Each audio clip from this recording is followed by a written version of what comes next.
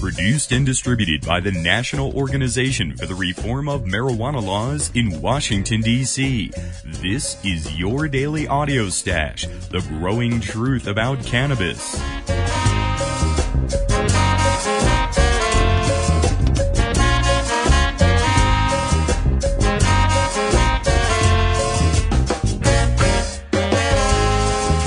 Daily Audio Stash is where responsible marijuana smokers listen in on the latest news about cannabis, hear the voices of the marijuana law reform movement in special segments and interviews, and kick back with comedy and music no other podcast can offer. It's NORML's Daily Audio Stash. More information at normalaudiostash.com.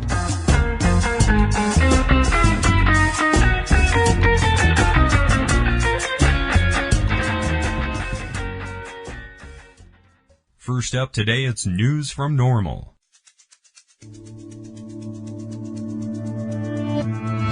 From the NORML headquarters in Washington, D.C., this is a 2006 election roundup. 2006 midterm election results offer mixed bag for marijuana law reform. The 2006 midterm elections offered mixed results for marijuana law reformers, with voters rejecting 3 statewide liberalization efforts, but approving numerous local measures to deprioritize pot law enforcement. Voters in Colorado, Nevada, and South Dakota turned back efforts to amend state penalties on the use and possession of cannabis. Colorado's Amendment 44, which gained 40% of the vote, sought to eliminate civil penalties on the possession and use of up to 1 ounce of marijuana by adults. Question 7 in Nevada, which won 44% of the vote, sought to remove all criminal penalties for the private possession and use of small quantities of cannabis, and directed state officials to create a statewide system for the taxation, legal cultivation, distribution to adults by licensed vendors. South Dakota's initiated Measure 4, which gained 48% of the vote, sought to allow the physician-authorized use of cannabis for medicinal purposes. Regarding the 3 failed statewide initiative efforts, NORML Executive Director Alan St. Pierre. These outcomes, while disappointing, were not unexpected.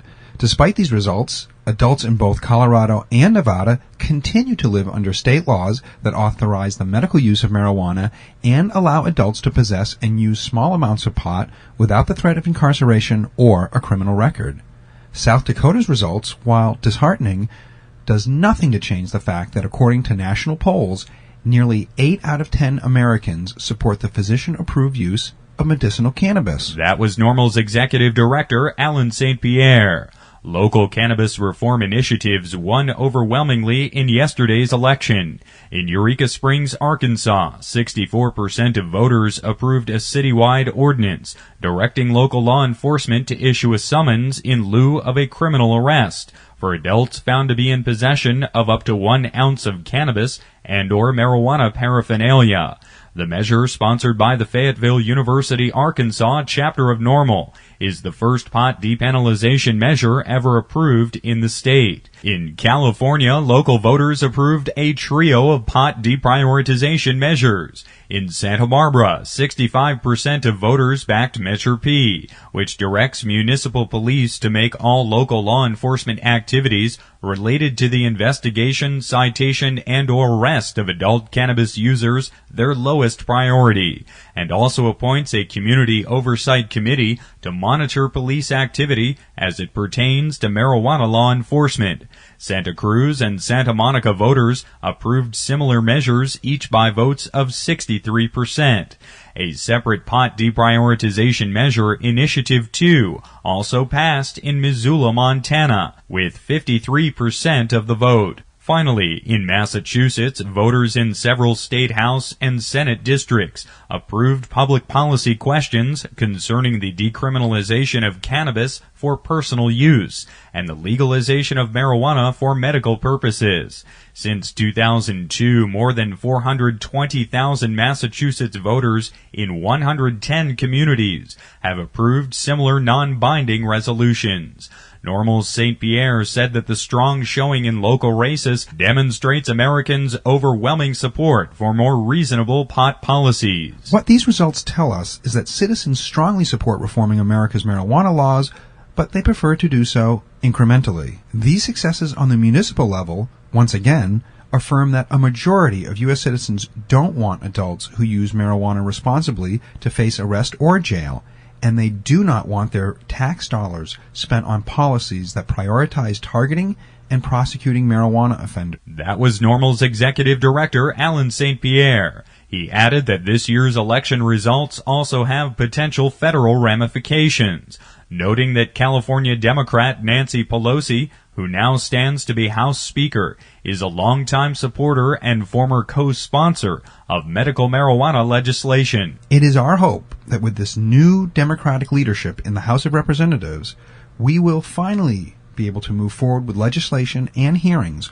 on both the physician-approved medical use of marijuana as well as the decriminalization of cannabis for responsible adults. That was NORML Executive Director Alan St. Pierre. This has been a 2006 election roundup from the National Organization for the Reform of Marijuana Laws in Washington, D.C. Take a moment to join us at NORML to end marijuana prohibition in America. Just visit NORML.org. From the National NORML headquarters in Washington, D.C., we've got a live election roundup here today. We're with NORML Executive Director Alan St. Pierre. Alan, welcome back to the Audio Stash today. Hey, Chris, what's happening?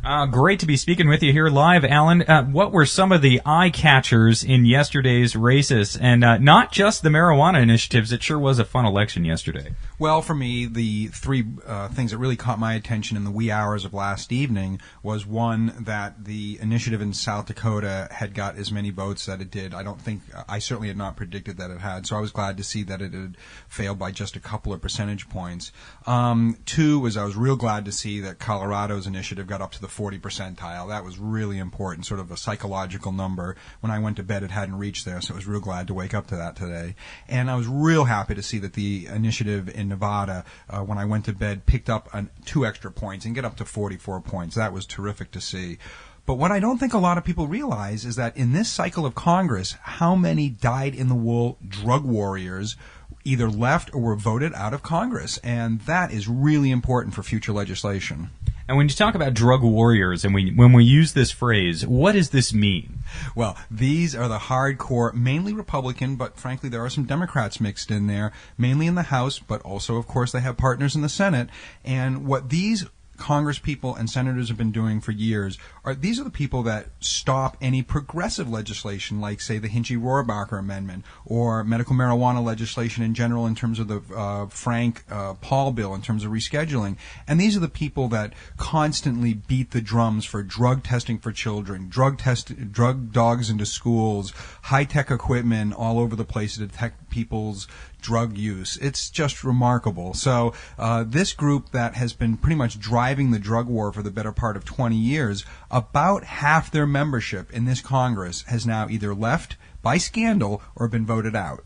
And these have been people who have been long-term politicians. These are not first-term junior senators from minor states. These are people who have been a lifetime in politics here in Washington who now have seen their jobs go up in smoke.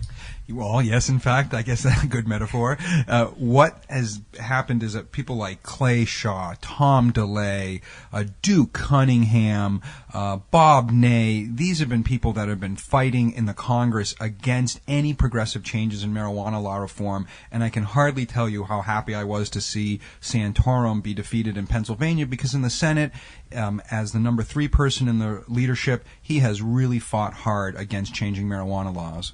Rick Santorum, really one of the most conservative congresspeople in America, and he has really put himself on the line and the other side of a number of issues, and he was dealt a very sound defeat in Pennsylvania last night. Also, Alan, in some of these state races, when you talk about Colorado coming up to 40%, when you have 500,000 Coloradans voting in favor of Amendment 44, does this give momentum into the future? Oh, undoubtedly. I think we had commented early on that if this did not pass, it surely laid the groundwork for 2008. SAFER has done a terrific job reaching out to all the important stakeholders in the state. Most of the funding came from in-state donors, so they are geared up to do this again in 2008. It is rare. It would be a new precedent if they could have done this the first time out of the gate. But for, say, a $60,000 investment, which is what the press is indicating that they claim that they've spent so far on the after they spent $150,000 to get on the ballot. So we're talking about round numbers here, about $200,000 to $210,000. This is a remarkably low cost and effective way to raise the public discourse around marijuana, if not change the laws outright. And this was a very expensive election process this year. Over $2 billion spent around the country. In California, there was $100 million spent on one side, $50 million on the other, on just a single referendum regarding taxing the price of oil coming out of the ground out there. So when you talk about $60,000 for a statewide initiative, this really is getting your maximum bang for your buck in politics out there with these ballot initiatives. They did a great job with the billboards and the blogging and the grassroots getting out there and meeting people where it matters, in the medical marijuana underground clubs in Colorado, at the reggae and rock and roll and jam scene, and certainly just reaching out to the whole ski snowboarding community. Colorado is almost certainly going to pass this in 2008. Now, let's also talk about who is probably going to be the future House Speaker, Nancy Pelosi. She's someone who's supported medical marijuana in the past and also has received contributions from the NORML PAC.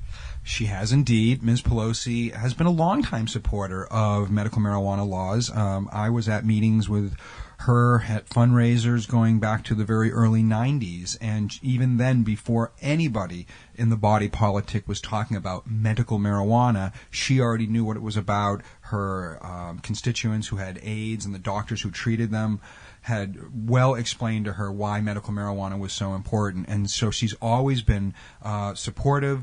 Before she became minority leader. Now that she's become Speaker of the House, yes, we absolutely hope with not only the change in the House, but in her leadership specifically, that we can finally get some subcommittee, if not committee hearings on two important matters, but most notably the Barney Frank, Ron Paul bill. There's also the Sam Farr bill, but NORML really supports the idea of just simply allowing the states to change the scheduling of marijuana specifically for medical marijuana purposes.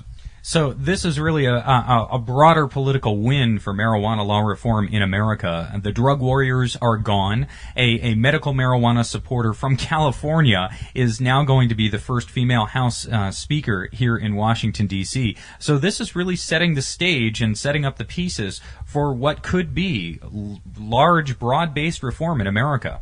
Absolutely, and this is what was needed. We needed to have this level of change. I mean, NORML, by definition, is bipartisan. It's practically, just down the middle on politics. We don't hew one way or the other.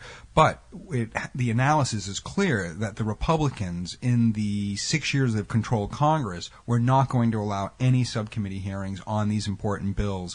So clearly, we can see from this past election and the prior ones that the populations in many states want to have this addressed federally, and now I think that opportunity exists.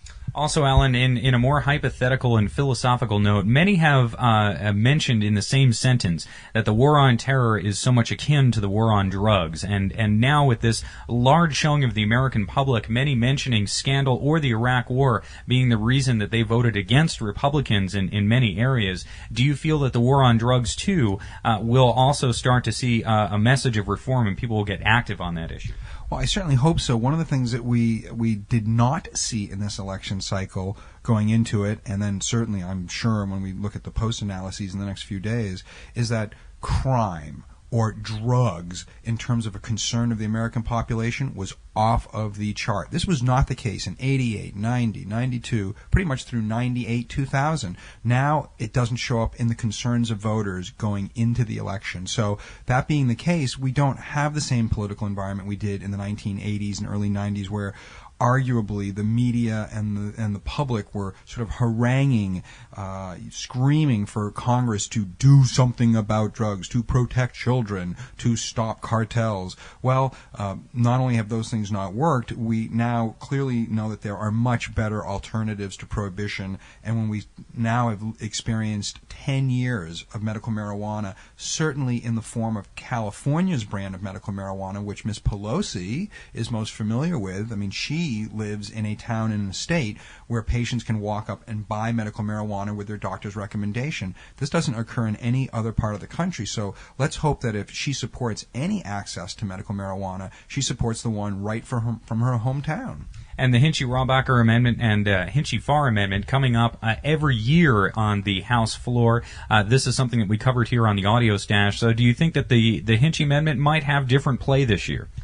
I think it probably will, though I've always found that particular vote is not one that is likely going to succeed, only because ultimately, if it were to succeed, you would have liberal Democrats essentially going into a line item of the federal budget and saying, this is an area we don't want you to spend money on. And frankly, the leadership, this is not a precedent they want to set for the other side to just go in and decide, what federal laws they want to fund and which ones they don't. And ultimately, we have to have legislation to change the laws. Hinchy-Rohrabacher is a Band-Aid at best.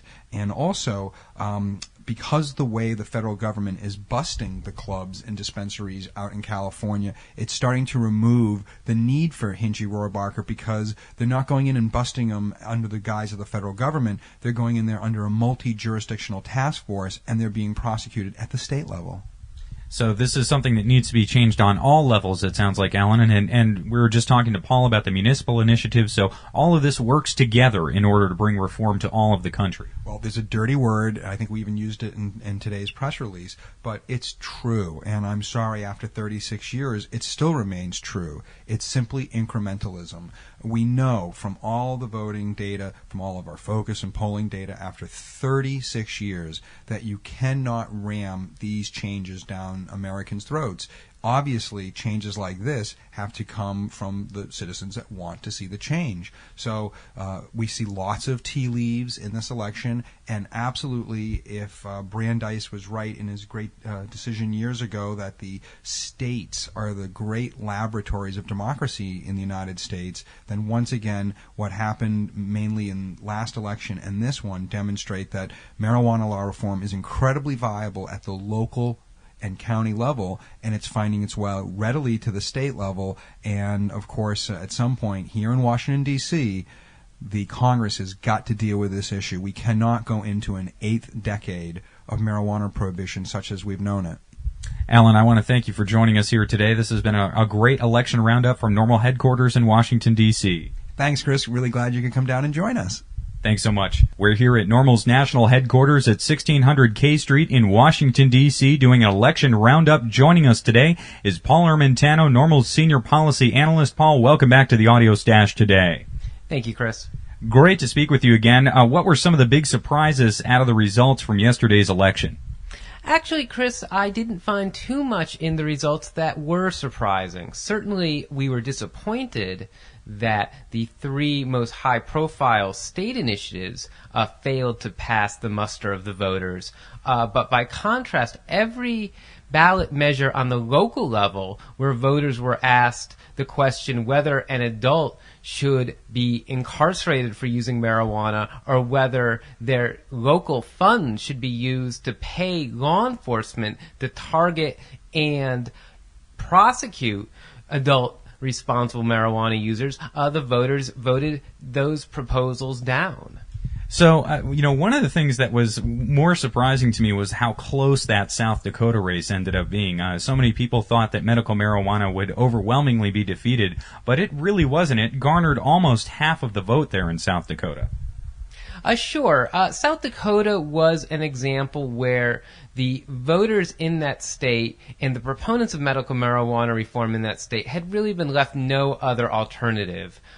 For many years, proponents of medical marijuana law reform in South Dakota have gone to their legislature and tried to use the legislative process to debate this issue, but they've been frankly rebuffed by the legislature at really every turn. They'd also gone to the courts, which had also struck down even the concept of raising an affirmative defense of medical necessity in the state of South Dakota. So while, of course, we're disappointed that the voters narrowly defeated this medical marijuana measure, the reality was really all other options had been exhausted, and that the initiative route, though we knew would be a difficult one, was the only option that proponents had left in that state. And we are pleased with the fact that nearly 1 out of 2 voters in South Dakota did approve of the notion of a physician-recommended use of medical marijuana.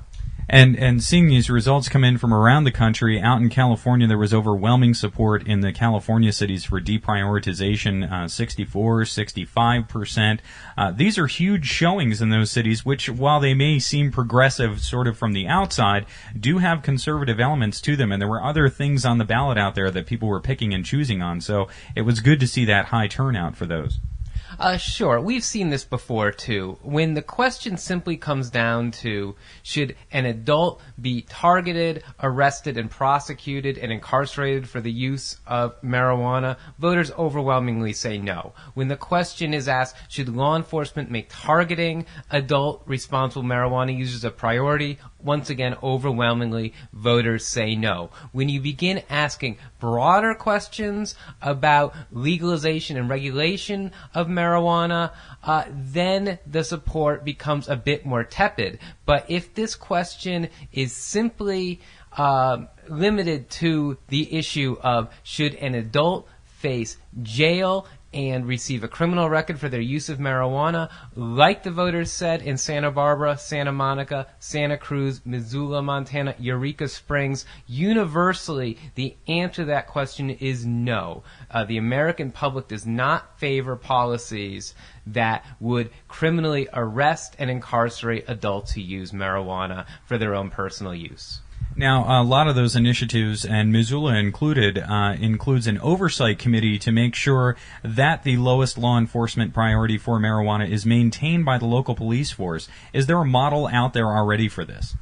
Certainly. Probably one of the better models is Seattle, where voters several years ago passed a similar initiative deprioritizing the use of law enforcement resources to target, arrest, and prosecute adult marijuana users, and also did establish an oversight committee. And what we know now is that because of that oversight committee, police have actually abided by the voters' wishes, and the local legislature or local council has not tried to override the voters' wishes. Police are following the law in Seattle, and they are no longer spending law enforcement resources targeting and arresting adult marijuana users in that city. And we hope that that model will be replicated as successfully in these other communities.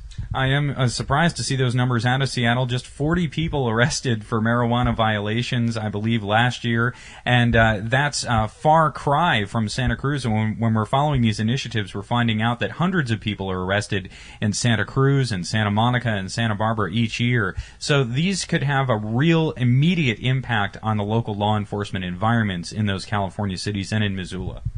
Sure, we expect them to, and that's why I really can't emphasize enough the importance of these municipal initiatives. While they may not get the attention that some of these higher profile state initiatives get, it does not mean they are not as equally well deserving of this sort of attention because they do yield tangible results. Let's talk about one of the higher profile state initiatives. One that's been in front of Nevada voters twice is Question 7, which was not passed yesterday by Nevada voters, but did garner a fair amount of the vote. Is this a piece, should Question 7 have passed, let's go into the hypothetical world here, if Question 7 had passed in Nevada, which was to tax and regulate and have vendors supply small amounts of cannabis to adults who would then be able to possess and carry cannabis, would that have been workable? Would it have run into problems down the road from federal authorities, perhaps? Certainly it's arguable that the federal government would have challenged aspects of that initiative, specifically some of the proposals that you had just mentioned, specifically the regulation of marijuana by licensed sellers in the state of Nevada. However, it's also arguable that the clauses in that initiative that would have eliminated all civil and criminal penalties for the possession and use of up to an ounce of marijuana by adults would have been allowed to stand, and Nevada would have joined actually Alaska as the only other state that allows adults with no penalty to possess and use small amounts of marijuana. And what could be on the steps out there? I know that the statewide initiatives didn't pass, but unlike political candidates, initiatives don't go away. They could come back very quickly. Do you expect to see these same states in play perhaps in 2008? Well, the backers of Nevada's initiative have already announced that they're quite pleased with the fact that their proposal gained support from the last time it was on the ballot, and in fact have announced that they do intend to bring this measure back once again before Nevada voters.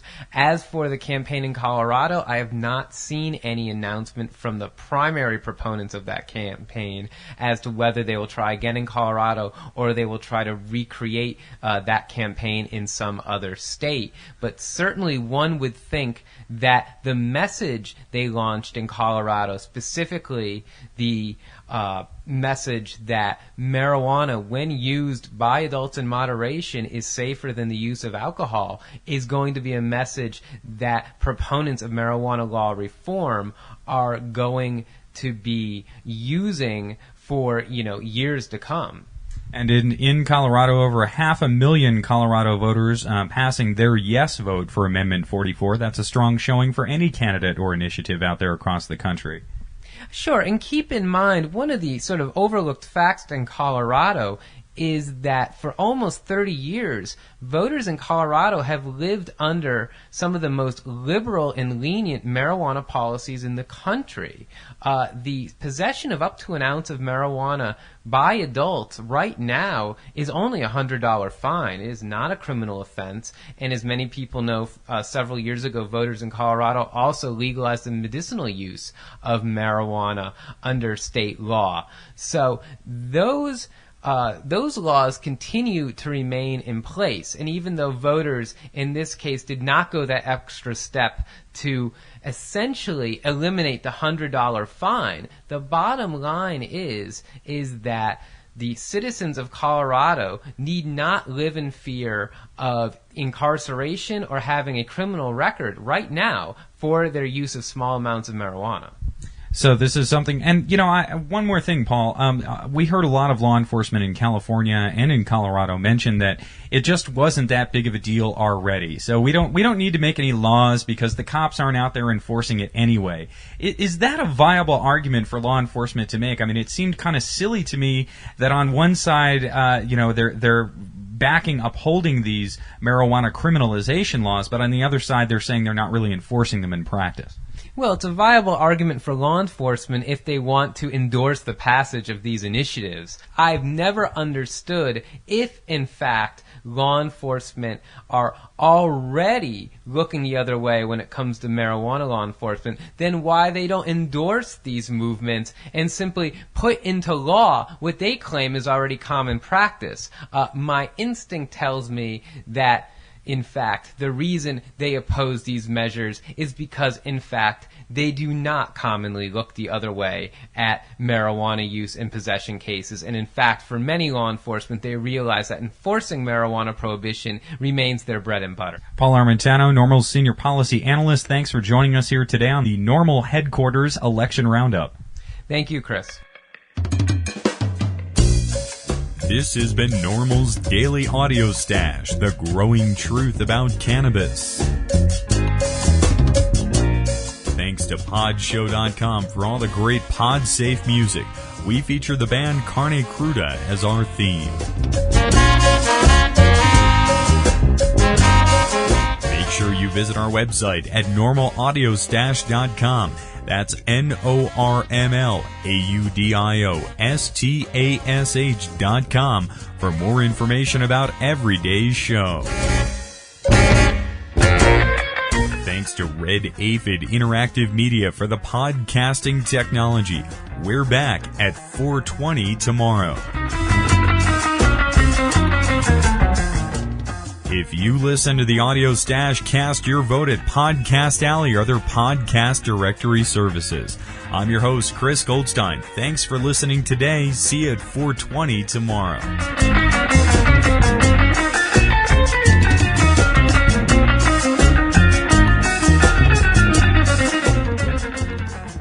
The podcasting technology of NORML is made possible by Red Aphid Interactive Media. More information at redaphid.com.